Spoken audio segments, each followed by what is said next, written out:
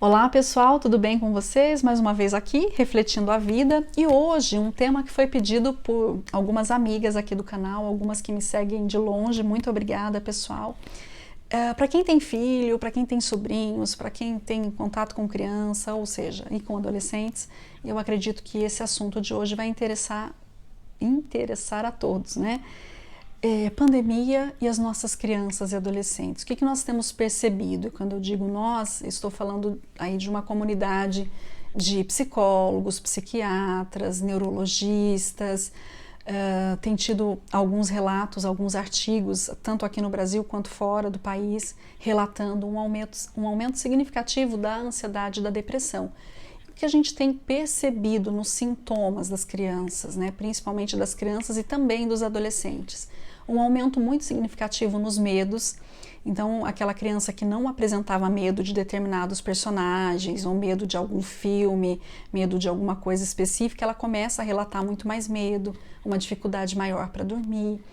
A regressão, né, regressões, a criança que estava num processo de desfraude volta a usar a fralda, aquela criança que estava num processo de deixar a mamadeira regride pedindo a mamadeira de volta. As agressividades, então assim, crianças mais agressivas com os pais, com uma intolerância, com uma dificuldade de lidar com as dificuldades, e olha que nós estamos vivendo várias aí, né? Então não pode ir no parquinho, não pode sair de casa, não pode fazer mais festa, né? As festas mudaram. As manhas, né? Então, né, querer algumas coisas e não conseguir falar daquilo, não conseguir expressar o sentimento, e aí, né, muitas vezes fazer manhas, e mesmo diante dos combinados com os pais, as manhas recorrentes, né, acontecendo sempre. E isso a gente tem percebido que tem aumentado, esses sintomas têm aumentado e, consequentemente, a ansiedade e a depressão nas nossas crianças e adolescentes. Isso tem acontecido por quais fatores, né? Eu vejo dois grandes fatores. Primeiro, a nossa mudança. Então, a gente, né, mudamos muito e todos nós tivemos que nos adaptar ao novo, e essa adaptação, ela leva um tempo e, consequentemente, traz aí uma dificuldade, e para as crianças e para os adolescentes não é diferente.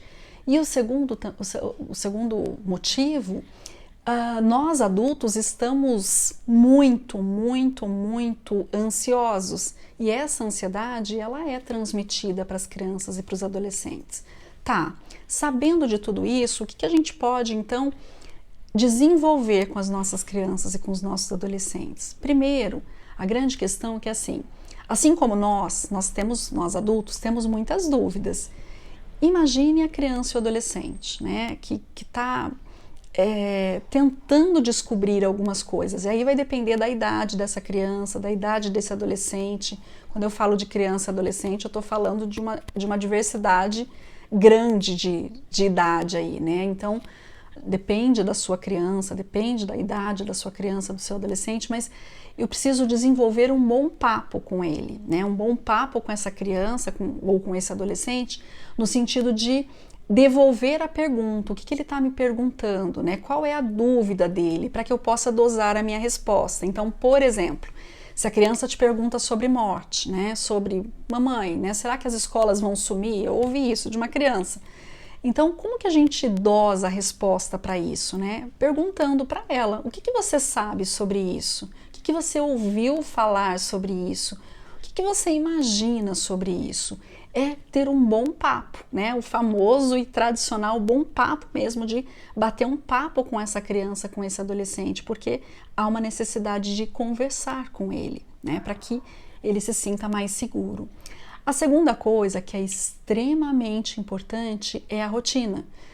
A gente tem perdido, né? Já estávamos perdendo muito as horas para as crianças e para os adolescentes com os aparelhos eletrônicos, e agora, né, a criança está tendo muitas vezes a aula remota, e ela já pega e continua da aula remota, ela continua ali com o aparelho eletrônico e vai horas e horas a fio. Então, ter horário para acordar, horário para dormir, horário para se alimentar, horário que você possa utilizar os aparelhos eletrônicos, isso é extremamente importante.